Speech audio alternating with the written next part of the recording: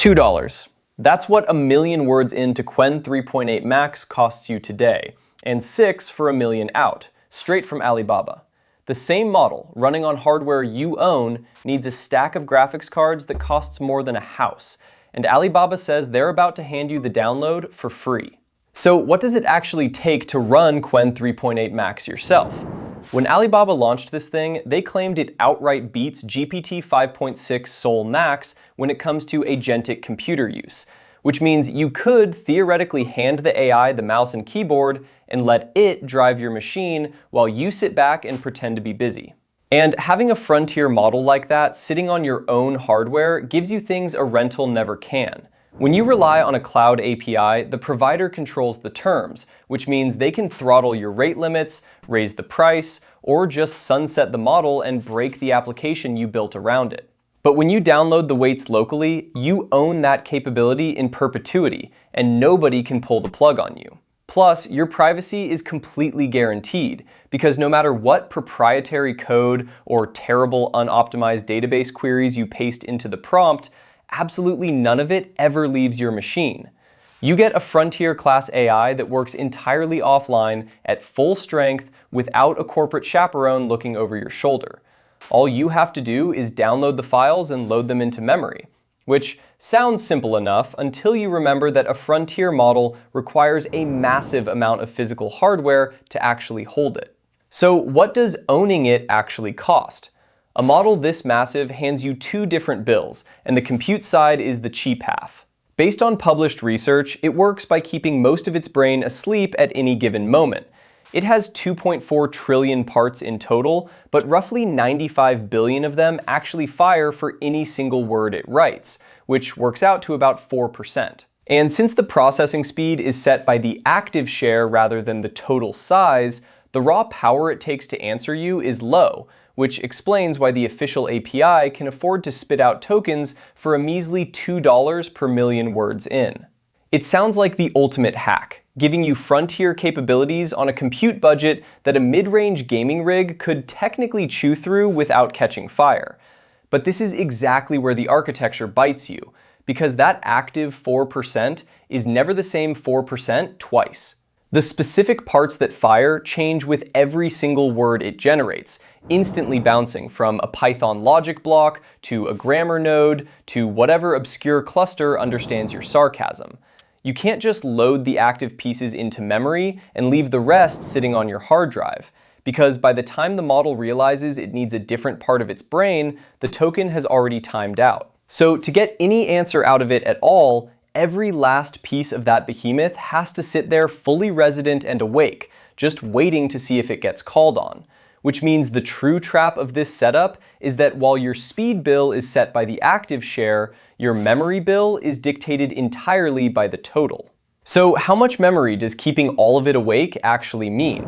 The exact memory requirement is a math problem that gets very ugly very fast, because the published rule of thumb for this stuff is that you need roughly 2 gigabytes of video memory for every billion parts at the precision these models normally ship in. The actual formula on that guide always seems to drop off the page when you try to screenshot it, but the math is standard.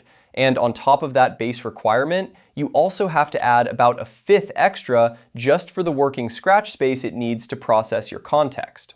So when you take that formula and run it against the 2.4 trillion parameters making up this model, you immediately blow past normal hardware and land in multi-terabyte territory before you have even typed a single word. And that requirement is completely real, because keeping a model this massive awake means you are hoarding terabytes of the most expensive memory in computing just to run a local chatbot. It takes the abstract concept of a trillion parts and turns it into an absurd physical quantity of silicon, which means the only thing standing between you and that free download is figuring out if there is even a single graphics card on Earth that can actually hold it. So if you're trying to physically hold a multi-terabyte model, you're looking straight at the top of the data center food chain, which right now generally means a card like Nvidia's H100.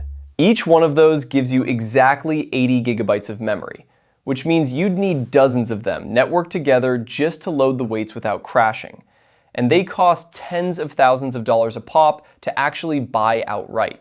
Buying enough of them to boot this model would cost more than a nice house, which is the kind of build that naturally pushes most sane developers toward the obvious escape hatch. Instead of buying the physical metal, you just rent a massive GPU cluster by the hour from a cloud provider, which sounds like a totally reasonable workaround until you remember how the memory bill actually works. Because all 2.4 trillion parts have to stay awake in memory at the exact same time, those rented cards have to be running constantly to keep the model loaded. That means you're paying a few dollars an hour per card, whether you're actively generating thousands of lines of code or just staring blankly at your screen trying to remember how to exit Vim. When you add up an entire rack of rented hardware ticking away on an hourly meter, you're going to blow right past the $2 for a million words in and 6 out that it would have cost to just use the official website. You've essentially just engineered an incredibly complicated way to pay the exact same price you were trying to avoid in the first place. Which means if you still want to own this thing, saving money is off the table as a reason. If the hardware can't realistically be scaled up to meet the multi-terabyte requirement of the model, the only path left is to look in the opposite direction and figure out if there's any mathematical way to make the model itself smaller instead. The standard way to solve this is called quantization, which is a fancy way of saying you take the highly precise math inside the model and chop off the decimal points to save space. We can see how this trade plays out if we look at a smaller published model from the exact same family. Running that one in its normal, uncompressed form requires over 500 gigabytes of memory just to get it to wake up. But if you apply a fourfold cut and run it at quarter quality, that memory footprint drops to roughly 130 gigabytes. That is a measured escape route that works, because suddenly you can run a 200 billion parameter model on a high-end Mac Studio or a multi-GPU rig you built in your garage. The problem is what happens when you point that exact same mathematical miracle at a 2.4 trillion parameter behemoth. Because a fourfold cut to a multi-terabyte requirement still leaves you holding a multi-terabyte file. And even if you could somehow string together enough hardware to host that, you run headfirst into the ultimate catch-22 of shrinking open weights. Every time you step down the precision to make the file smaller, you throw away the intelligence you downloaded it for in the first place. You end up spending a fortune on hardware just to run the smartest reasoning model on Earth with a self-inflicted concussion so it fits in your RAM. Which means the flagship model is just fundamentally out of reach for a local machine, no matter how aggressively you compress it. And that forces you to look at the rest of the lineup to see if there is anything in this generation you can actually boot up. So if the massive multi-terabyte flagship is basically a data center only luxury item, the door to running this generation yourself isn't closed at all. It just happens to be a lot smaller. Right alongside the giant, they dropped Qwen 3.8b, which is a much smaller 8 billion parameter version sitting right there ready for you to download. You don't need to rent an industrial server rack just to get it to boot up without crashing your system. Instead, you just type the standard Ollama run command and the newest generation of their intelligence starts streaming tokens straight into your terminal, offline and without a single API key in sight. And the total hardware requirement to do that is just an ordinary consumer graphics card, which means the required machine is something a serious gamer, or anyone who overbuilt a massive rig just to play Stardew Valley, probably already has sitting under their desk. The dream of owning your own frontier class model where your prompts never leave the building and nobody can suddenly hike the price on you is real today. It just lives behind a much smaller door. But pulling off that smooth local experience with the 8 billion parameter sibling immediately raises an obvious problem for the massive one.